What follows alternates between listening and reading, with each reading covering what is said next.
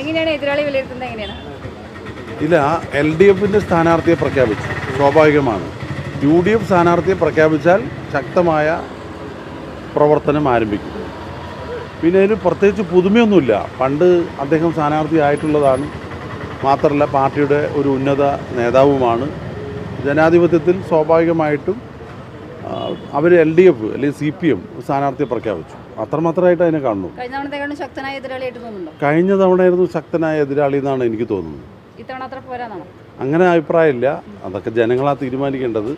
പക്ഷേ ഞങ്ങൾ കാണുന്നത് ഒരു വ്യക്തിയല്ല, LDF എന്നുള്ള രാഷ്ട്രീയ സംവിധാനത്തിനോടും CPM എന്നുള്ള രാഷ്ട്രീയ പാർട്ടിയോടുമാണ് മത്സരം.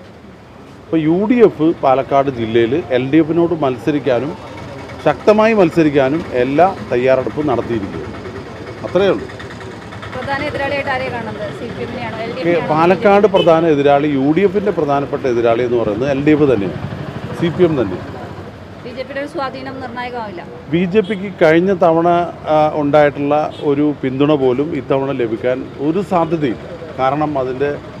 കാരണം കേന്ദ്ര ഭരണം തന്നെയാണ്.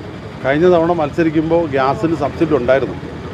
ഇത്തവണ ആ 185 രൂപയുടെ സബ്സിഡി ഇല്ലാതാക്കിയിട്ടും പെട്രോളിന് 50 രൂപ കൊടുക്കാമെന്ന് പറഞ്ഞു വന്ന് ഇപ്പോൾ 102 രൂപ പെട്രോളിനായിട്ടുമാണ് നിലനിൽക്കുന്നത്.